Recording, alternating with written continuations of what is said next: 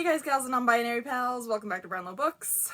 It is Monday, so I have a review for you, and I have just recently finished up Leading Men by Christopher Castellani. It is a historical fiction based on real people. So one of our main people is Tennessee Williams and his gay lover, Frank. We have a few other people that come and go.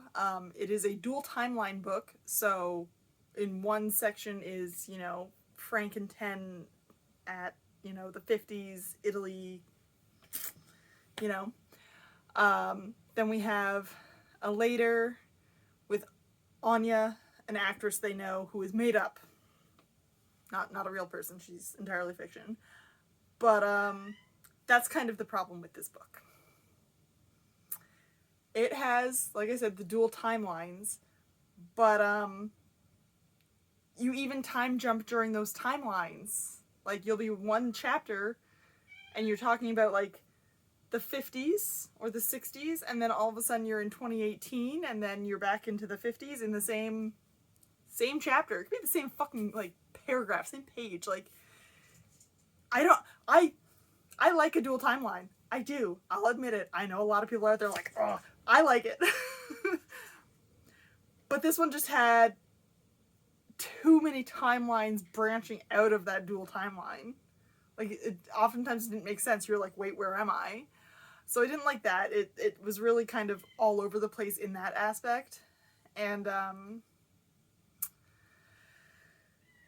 like, the narration that goes along with it was kind of lacking. Like, normally with a dual timeline kind of thing, you have your two voices that you're focusing on, right? This didn't really focus on anyone. Like, it was supposed to focus on Frank and Anya. And it didn't. It did and it didn't.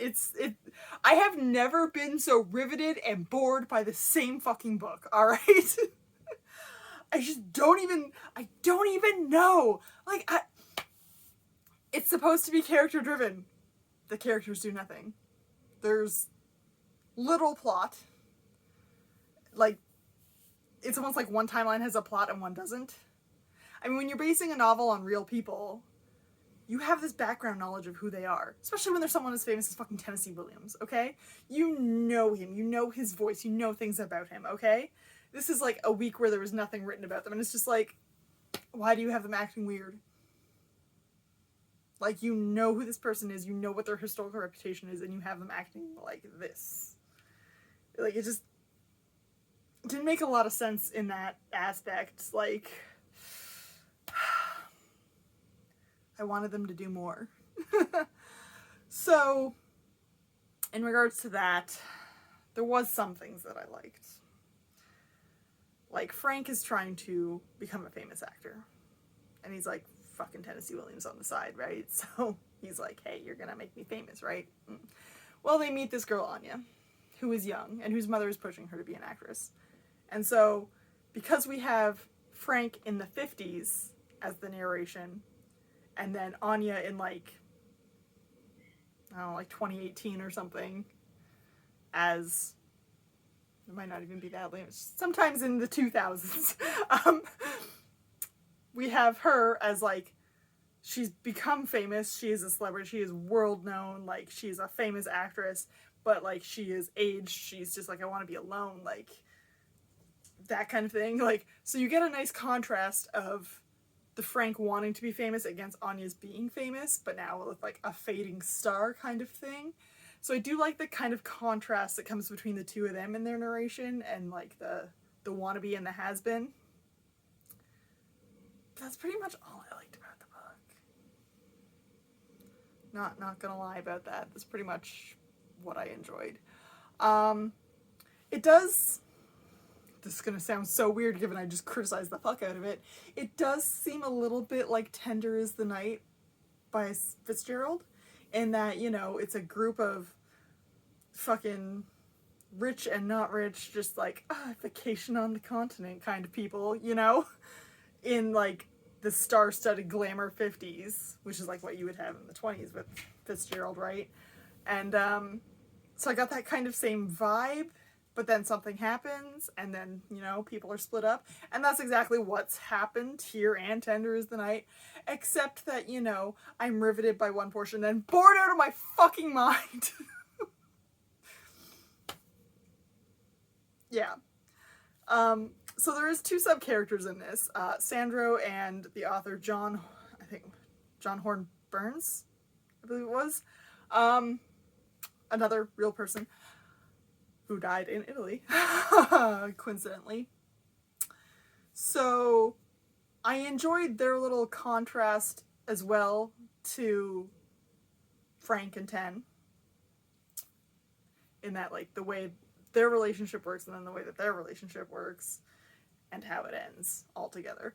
I enjoyed that little kind of aspect to it, but, like, I don't know, it's not a horribly written book. It is a well-written book. It's just boring. Which I know sounds so contradictory. You're like, well, if it's boring, it's not well-written. But that's not what I'm saying. I'm like, there's technical skill here. I'm just bored by the plot. Because there isn't one. It's such a weak plot that I'm just like, oh, that's what we're doing now? Okay. And we keep going, and we keep going, and we keep going. Now, what I will say about it, like wrapping back around to the fact that it's real people, if this book had been written using them as a basis, but then making it a different person, making it entirely fiction, probably would have liked it a lot more. I think the fact that you're taking real people that you know a lot about, you get pigeonholed into this one thing that you think they are, you have to portray them exactly that way, and with an entirely fictional character, you don't have to do that. They can do whatever you want them to do. So, I think this book would have worked a lot better as entirely fiction. Not this, like, alternate historical fiction of maybe these people did this thing. I'm pretending they did. And I've read books that have that. Because I've read 12 Rooms of the Nile that has a fictional Gustave Flaubert, whatever the fuck his name is, you know, Madame Bovary, and Florence Nightingale. And I liked that a lot because, like, yeah, we know a lot about these historical people, but they are the main focus, and we are, like, going with them, and it's just, like, wonderful tangle of things. Whereas this doesn't have enough tangle. Sounds weird. Doesn't have enough tangle. It's like you're not behaving as these characters were, but nor were you, like, stretching the limits. Like, you're not either. They're very one-dimensional. But, like, hi, we're humans. We don't exist on a plane, you know? So it had so much potential. And I truly believe it could have had potential, like, a lot, just could have been a lot more if it had just been entirely fictional. Fuck no Tennessee Williams, no Frank. Anya's not real, that's fine. But, like, yeah, there was just times where I was, like, riveted, like, yes, oh my god, the story's finally picking up, and then it's like that little bit ends and I'm back to, okay, I'm just reading it again until we get to another good part. It was very, very uneven in flow. Confused by how I sound right now. So yeah, good potential, poor execution on what I believe about this book. Would I recommend it? I don't know. Maybe it might be a hit for some people. I did not write down what the rating was for Goodreads. I don't recall, but, like, it's entirely possible people like it. You know what? Hold on, I'll find out. Okay, so I'm wrong. There's 1,700 ratings on this, and it has a 3.5. So I feel like a lot of other people thought it was kind of mediocre as well.